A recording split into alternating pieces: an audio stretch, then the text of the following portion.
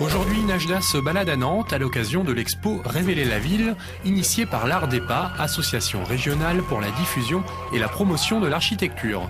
On rencontrera également la compagnie Acta Fabula qui se prépare pour le Festival d'Avignon. On parlera de sculpture avec l'artiste Marie-Pierre Weinhold et l'on écoutera le rock du duo Pilopilots, sans oublier la chronique livre d'Éric Pessan de la revue Encre de Loire.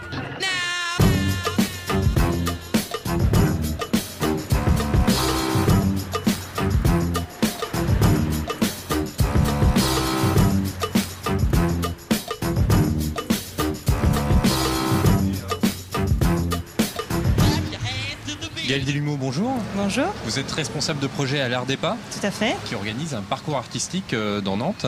Quel est le principe ?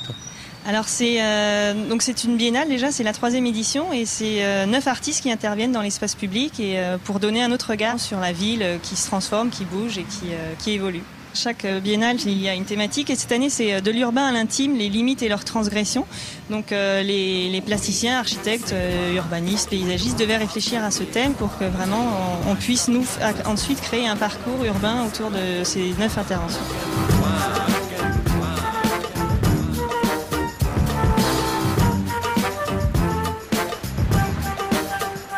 Donc là on est à l'arrêt de tram Moutonnerie.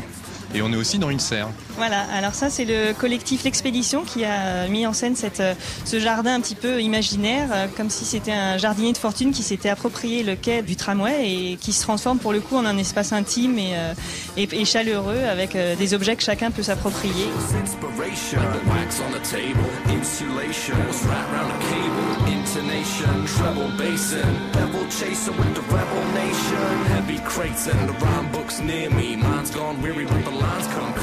Donc on est ici à la nouvelle piscine de Malakoff.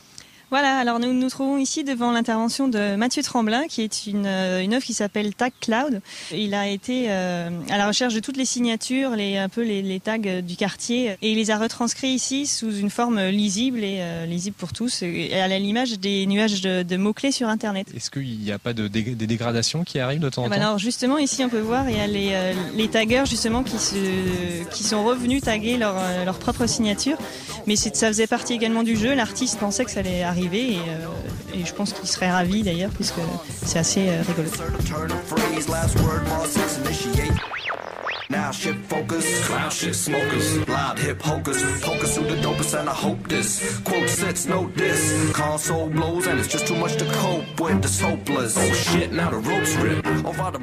Donc là on est au milieu d'un rond-point dans une cabane à Malakoff.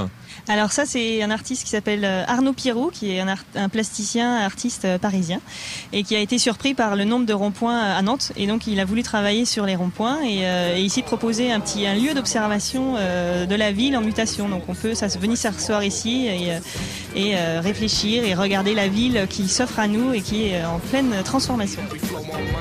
Cette exposition, ce parcours se passe autour de la gare. Pourquoi avoir choisi ce quartier ? Alors on a choisi ce quartier justement pour sa dualité, donc entre le quartier Manufacture, qui est un quartier très ancien avec une grosse histoire et des petites rues, des petites venelles, et ce quartier Pré-Gaucher qui est en pleine mutation, qui est tout nouveau, qui sort de terre. Ce parcours, Révéler la ville, est organisé par l'Art des Pas, association régionale pour le développement... Pour la diffusion, pardon, et la promotion de l'architecture. Voilà. Qu'est-ce que vous faites d'autre ? Alors, donc nous, en fait, l'Art des Pas a pour but de sensibiliser tous les publics à la transformation et à l'évolution de la ville. Et donc, je disais tous les publics, puisqu'on fait des ateliers pédagogiques pour les enfants, et nous organisons aussi des conférences, des expositions, des voyages plus destinés aux architectes. Et alors, on va où ? Tiens, on va là. C'est parti.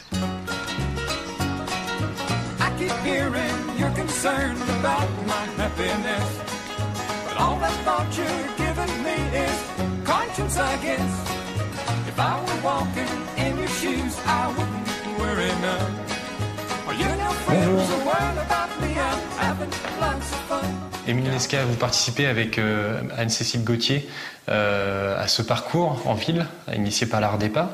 Comment vous êtes retrouvée à participer à ce projet ? Alors en fait, on se connaît avec Anne-Cécile parce qu'on fait partie du même atelier, l'atelier de la baignoire. On est rue de Coulmiers, donc c'est un quartier qu'on pratique tous les jours, en fait, qu'on a appris à découvrir petit à petit et qu'on a eu envie de montrer un petit peu plus, de révéler à notre façon.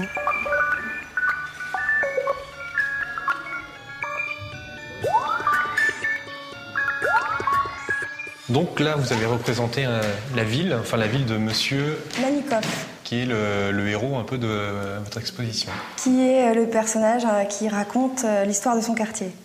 Alors ici, c'est chez lui, c'est le petit coin de verdure qui se trouve à la jonction entre le quartier de la Manufacture et de Malakoff. Ici, on arrive où? Donc on arrive au parc de la Moutonnerie et on a quelques anecdotes, c'est toujours de l'anecdote, des repérages que nous on a fait en circulant. Voilà, on connaît la boulangerie, on a les militaires qui sont là, le cimetière, la Manufacture, le bar des Canaries. C'est un quartier un petit peu mystérieux, il est un petit peu sombre et c'est très hétéroclite.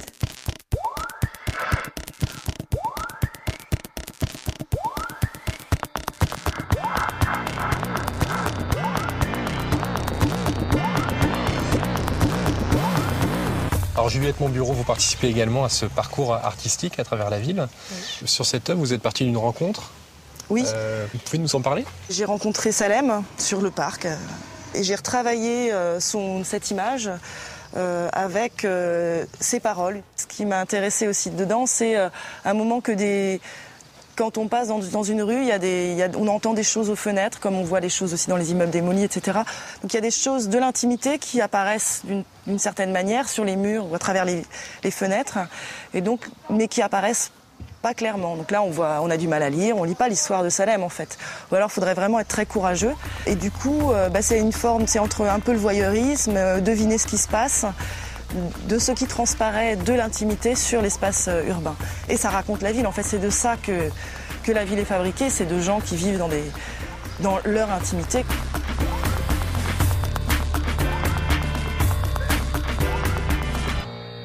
Alors, la suite de l'expo Révéler la ville. À la gare, on y est. Parfait.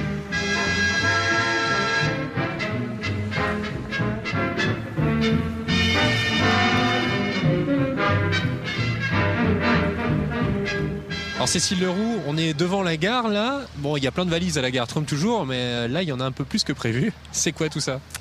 Alors c'est notre petite intervention qui s'appelle Sweet Case avec Jean-Marie Bellou, qui est juste là.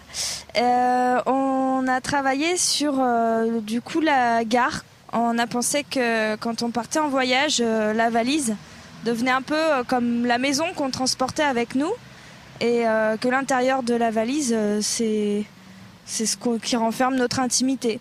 Alors qu'est-ce qu'on trouve dans ces valises là? Donc dans ces valises, on trouve des logements un petit peu étonnant par rapport aux logements qu'on a l'habitude de voir, parce qu'on est tous les deux architectes et puis on voulait participer à la promotion de l'architecture.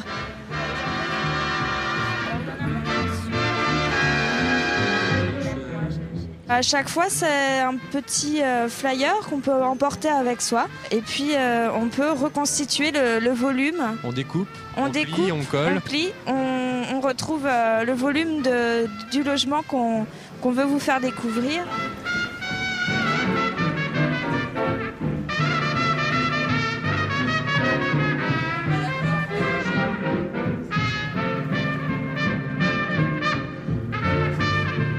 Alors on arrive au bout du quai, donc numéro 2.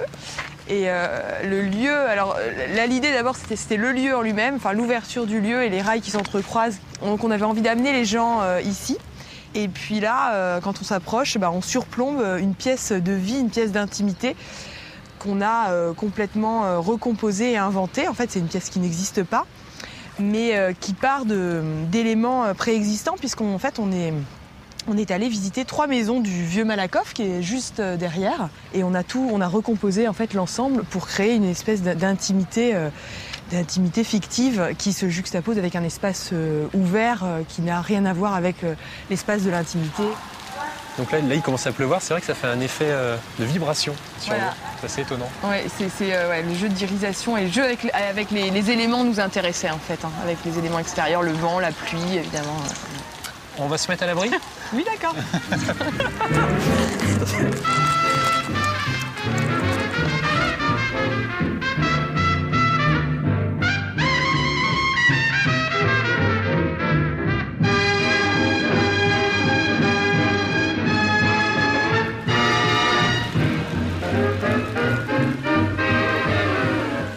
Bon, ça y est, Gaëlle Delumeau, j'ai fini le parcours Révéler la ville. Enfin, presque, je crois qu'il me manque 2 œuvres. Voilà, alors il vous manque un film qui est projeté à la bibliothèque, qui est un film réalisé par Yannick Pagrimaud et Franck Jouanou, qui est un film retraçant l'histoire de la manufacture à tabac, donc entre hier et aujourd'hui.